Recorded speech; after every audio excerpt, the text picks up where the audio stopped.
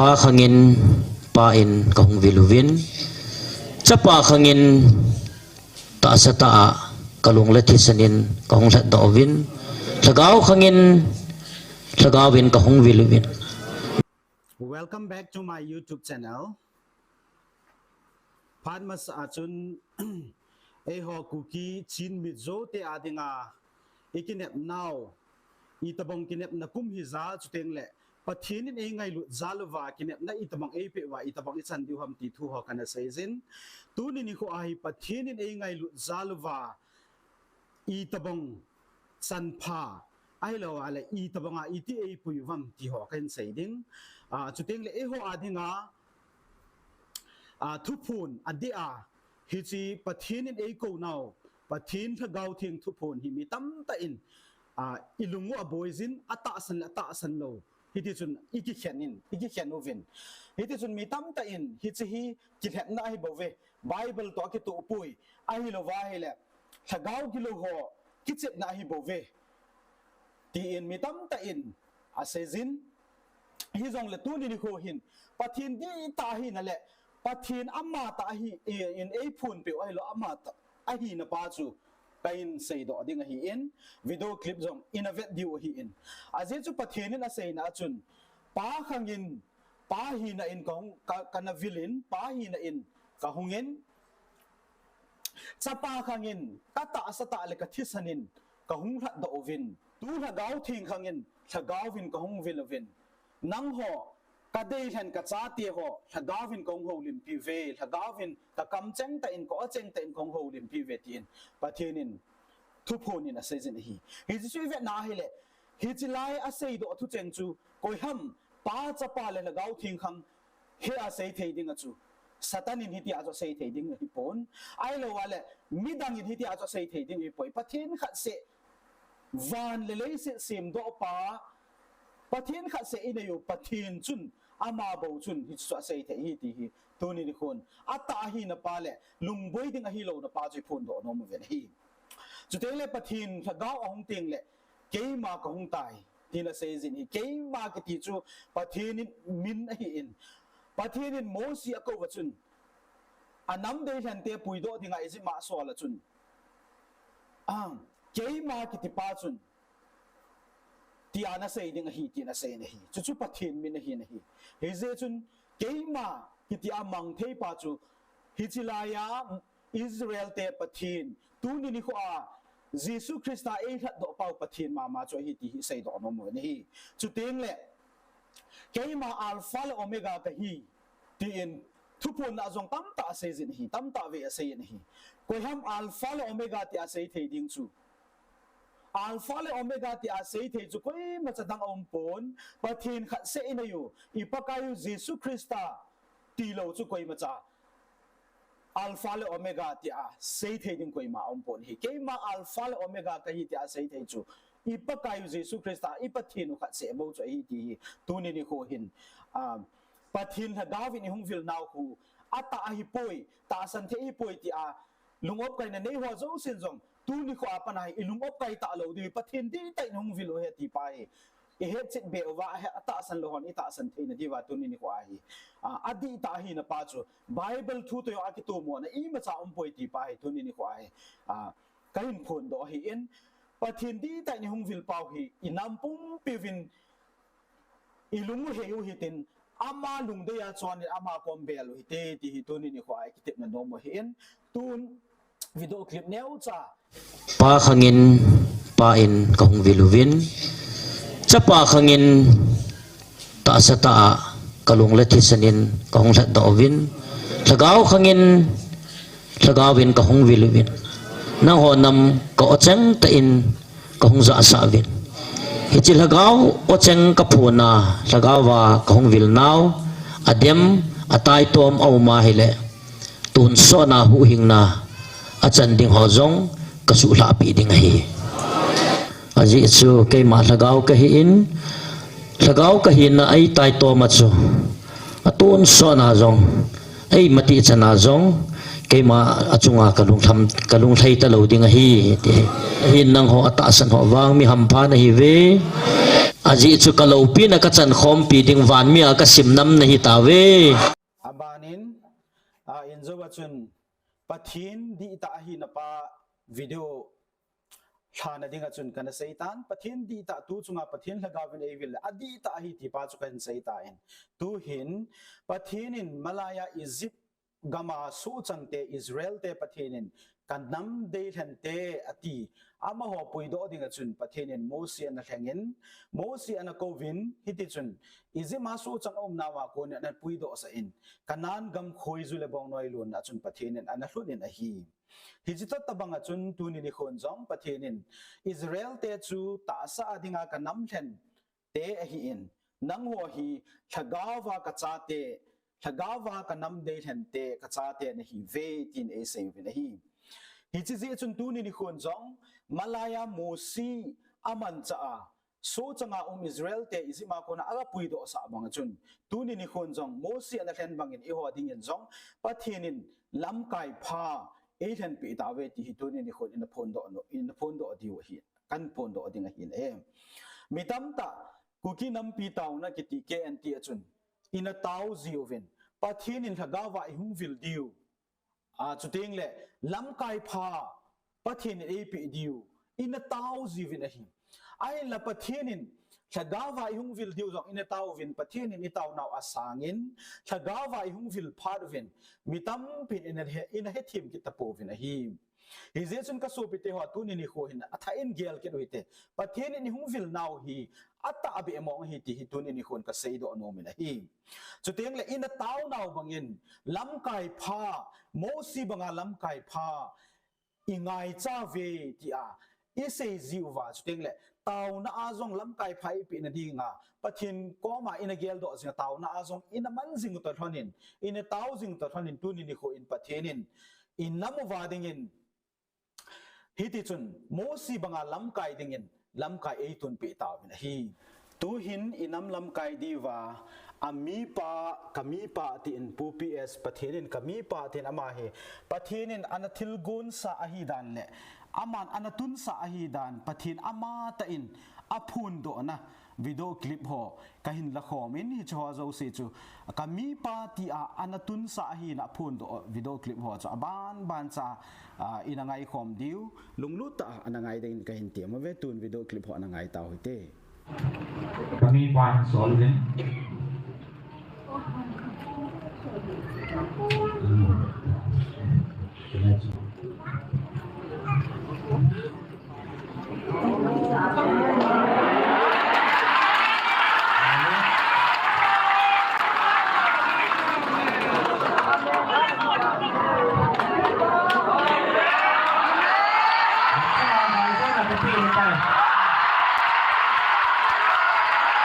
kami pa kigelin nagalmi te hoi langa gam hitam ke manei ta sanjaluwa kathil gon ho tunin namutave tunia nagalmi te hoya hitam nagalmi te chunga heche thanei no zo si je ke man nang chunga ka koi sa heloham nang ma nagalmi te chunga gal do ding in na ki gong nai henla tunin nagalmi te nang malam nga nang ma mai nga na ki do piding thei ta poi he chi thil chu ke man na khona ka koi sa he loham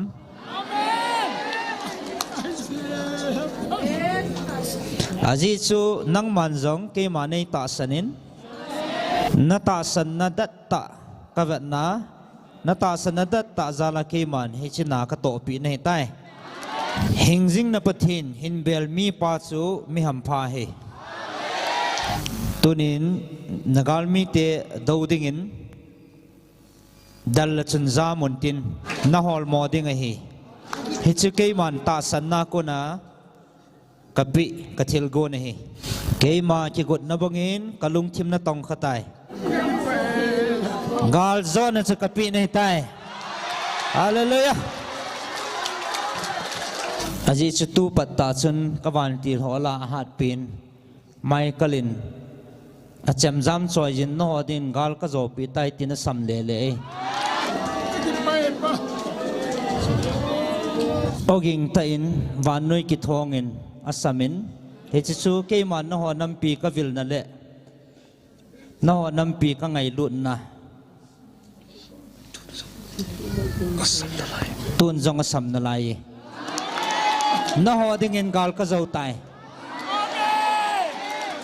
na ho ding in gal ka zau tai na ho ding in gal ka zau tai thum vei ta sam tai hejigal ka zo pi ji vin ki pa he vin hejigal sanga thagau gal zo a ma na ho hui nga nom diu hi ke man heji thagau gal zo zo ding ka nom zoi asana anun nom na he ve ki pa vin mi ham phan he ve nang ho ata san ho chunga kalunga le ye nang ho ka ngai lut na ji a hi cho chu ka to he bo ve tunin kavan tila hat pin Michaelin nagalo sat pia ta san nazala kami pa khuna galzo na kapi ta jin china mel mateu chunga aman gala sanin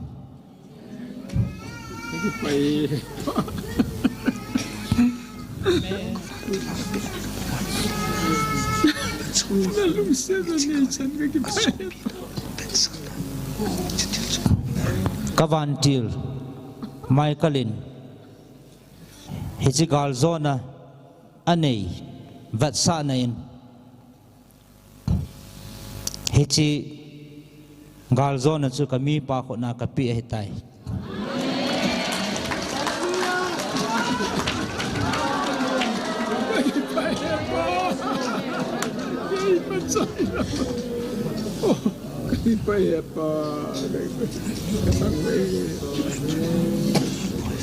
nó họ nằm mi tiền này kinil boy vin nó kilung tu mò về cái mà nó họ các ngày lụt na cái hình vil na dòng he cái họ đừng in hi chỉ thil hi ti hi thei chôm đi ham tin na ghé lo về nằm mi tiền chunga na in tin ule na tu na cha tia tia khang chunga cái mà cái hình ngày lụt na cái vil na thu pen chu nó họ hu hình na lệ cái thua cầm sung vai cái mà thua cái tiêu khâu lệ cái khâu khả nôm jing wa cái thua cái tiêu khâu lệ cái khâu khả jing năm na hevin he chita banga cái thua cái tiêu khâu lệ cái khâu khả năm đang ở pon cái thua cái tiêu khâu jing năm na hi nào tu na chao atie khang na bon chawa cái thua hong cái tiêu khâu jing năm na hi ji wa cái man cái ngày lụt na la kang thei po vinge a hen tu nin na hon hi cho chen na man sa ta ven he chi Vannoi muthim vai po le chi Vannoi chonin na chon gam ta ve ka thu pi le ki khâu khan ho sangin he chi ta sa dan hin na dal za ta ve he ji chun nagam vin ke ma kam thei pon ho chunga he chi ngai lut na nagam sung wa dai tan na lagaw khat aman sangin ka thua ka sim hi chlei si hi mangle ka phal zoi lungki sia lungki khial na ne ya hongjong na mo ve hi cho chumi ham pha ne ve tuni na ta san ho zo si na chungwa ki pan le chamna atun son nom jing ta han aji cho ta san ho chunga ke man ka lagaw ka koi jinge tu patta hen kami pa nang ho pi pui ding le ka than do pan ki pa in ki chomin kipathu samin akipa na thu ka ko main lu ni hoi lai mo na jong le chun van chung sangpen na jong le chun hoi lai mo na jong le chun ke ma ang sunga nei bo ve ke dingin mun tin hi khat ai bo ve ata san ho dinga ke man na chungwa ka pin na ka thon pi na ka ang sunga jing na hi bo ve nanam pum pi chungwa lamkai ho sunga thani ka hi vat sanain ichina galu hi ke man ka sat pin hevin ahin la na ho dinga ka to pi he thim lovin tunin ka ko na ta san lawa ka de banga chon na tam nai po ve ka thu pi na nit to ka ba hi chingal he ka la do lo ding he ahin la na mel ma te vin wang na chungwa tha nei thei de pon te chi ka thu pi na nit to ka ba hi chingal hi la do pong ka ting am ho chunga le nang ho chunga ata san lo ho chunga hi chi gan thei he su na hi chu jing ding hi ka ko na za su taka wa hi chigal hi jing ding nga hin la hing jing na pathin bin ka pan pi na nga pong ka ting ka din pi jing ding na hi ve nagal mi te haula ata san lo ho chunga he su na chun tin hin la ata san ho nang ho wang kavan til hon na ven wa he so na le thi na thei hoa ko na ke man ka ven do ding nei ve kami pa chunga ka ki pa in ke ma ki pa na mi chunga he kavan til ho zong kavan mi te hon zong akipa pi jiu he hallelujah kami pa na hon nam mi te pui hoi dinga tuni ni khu ang dinga he hon nam mi te pui hoi dinga ke man kanagun sa he ta bave tuni ni khu na hon nam mi te pui hoi dinga ke man kami pa kanatun sa ai ta bave chele alin anevin anasu khalo ai lut na kam changa kavil na alin anevin jong na het theiwa na sim thei dewa hinji do thei dinga a hinkho hin puya chi na thip na ho jong hin pi a alung thima a chi na ho jong ke ma man cha na dinga ke man kanagun sa he ta bove kami pa jong ho changa kavil na sun do thei dinga chi na thip na ke a ko na kanapi ho ni kho khat ting le ke kom ma hong ki le ki de na hi ka ti chu tu ni khwa he ke kom ma hong ki le a he tai chi na thip na ke ma lung thei nan amang cha e achunga ka ki pa in atua cha khanga ama sanga ching le thim zo hong ki siap do ding he injim patin in se sa he ke ma achang ta na zao ke ma ko na achang ta na zao wang trong Phật không ai như này tuôn hát cho nó thì in xây xây kami pa ka ko ma lung khen ta lung sang na ta ka ko ma tauve in jing pathen e da ha den ka gyal thei pon pa kai e da ha salin ka hinkho la tan tin ka ko ma hong tauve ko ma hong ne nen ke ma na chung ba ki tip na le ka chin gun ho bang khat sa mang pon tin na chung ba ka thu sa ba ka chon ho le na ren jing ka ban til ho zong na da ka tu min tin angai ba mi jing jing a to dio hi ke man hi chin khwa dinga nang ho na nam pum pi wa na pui hoi diwa na lam pi na pui hoi diwa ke man kana pi sa la kana han do sa na ho nam pum pi pui hoi dingin ke man kami pa kana tun do sa he tai nang ho pui hoi dingin anagong hi leng he chini khwa ke man kami pa an heng lo heleng he chini kho gui hlon na dinga na ho nam sunga kilem na le kimon na an ha samding amen he chini kho a he na bang ta ka vil na ni kho aso do the na dinga ke man kami pa kana tun do sa he tai ve ven ke man nam khat chu ka tun do ding dinga le ami pi ka tung pon sepei te ka tung pon mi pa leng ding pa che ke man ka tun ji he kami Israel te kana tun ding jong ke man sol kana heng pon ke ma lung put pu a ke ma lung khola kami pa David kana tun zo he ye chun ke man ami pi ho tung lovin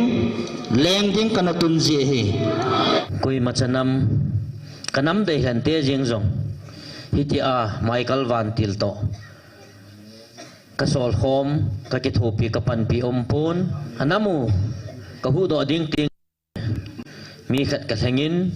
cha ko na chu kapui hui a hi in nang ho wang tu nia hi nanam pum pi wa na veng pit diu le na kai hui diu wa tha ta Michael van til ka koi pi na hi ta ve tunin nang ho na ki thopi diu le na pan pi diu wa na gam vai puk pau sanga ale thuma hat zo ho thanai ta ho chunga ki phong dinga na dei sa naw jong o min tunin hi chi mi him te chunga dei sa za la ki phong hi le a phat chum na ipi ding ham keima ngai lut na wanga na to na hi ji in chi hi chi dang nam dang te ko ma ka gun lo ka cha te chung bo se a hlung dinga ka thil gun ka to gon hi bove aji chu kai man kan sei sa hi chi thugu a hin thu ta hi in thu hi nga hi o ka cha te ding bo wa ka gun hi chi thu hi nga hi tunin hi chi thugu hi mi te hon na heu hen lang na phat seu jong le thugu na chungwa phat thei na hi a hin ot chan wa na eng sit pi theu hi hin la hi chi hi keima to gu na hi ji in keiman nam ka hen ding ting le hi chi tung do ding chun kuima ka ngen si tumpun keima ta kakipat ji bo ve tun kami pa agal mi te hoyam hitam keiman alunggil ta ai ta sana kathupi nit ho chu gal zona thahat aban ji na ka koi pi ding hi tunin nangman him le thalin nagal mi te na dalpun na chi na na thip na in jong nagal mi te na gitin te pi pun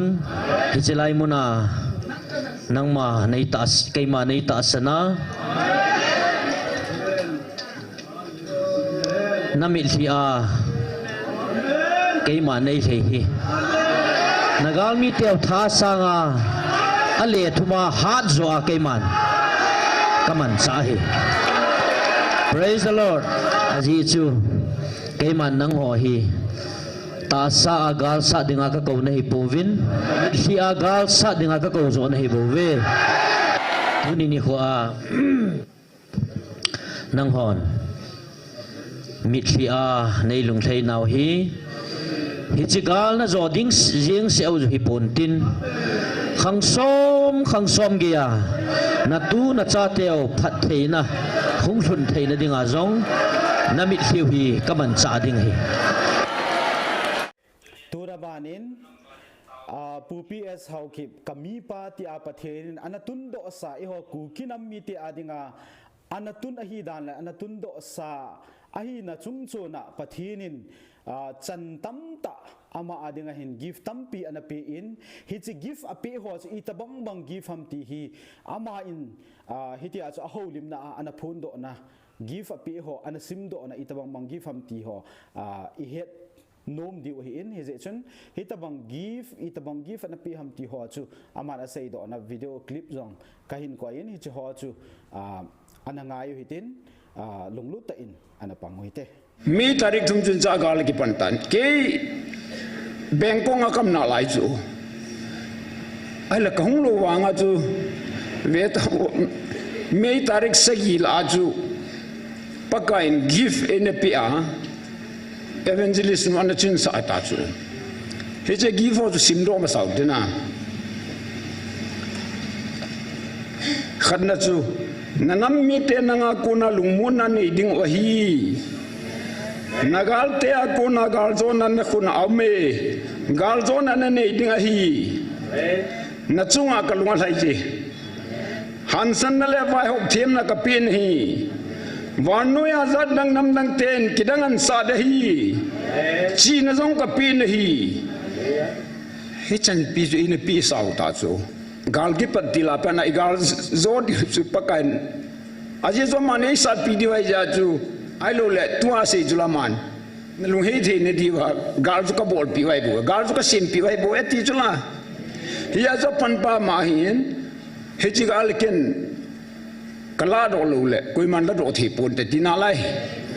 hiya zo eiho hi ap eiho kim ka wa eiho imu so ka wa gal ding da ni chu Mars somni legit nas bo kong hum so ki tha ki sai mai mai somni legit na ka nga somni sagi zana chu ai zola ko na zan khowa ka chapa to kong chom khat kai somle ni ki na chu kong ki la chu ji gup si chu ai le ni la chu pakai thu phung dei an ti na holen ti pa na ka ka chi ai la ka vet na ka hi le ama sa pe na ya chu ken jong chun kalung dong thim tho ya cho man jo bong le ta san ta bong le ta san lu ta bong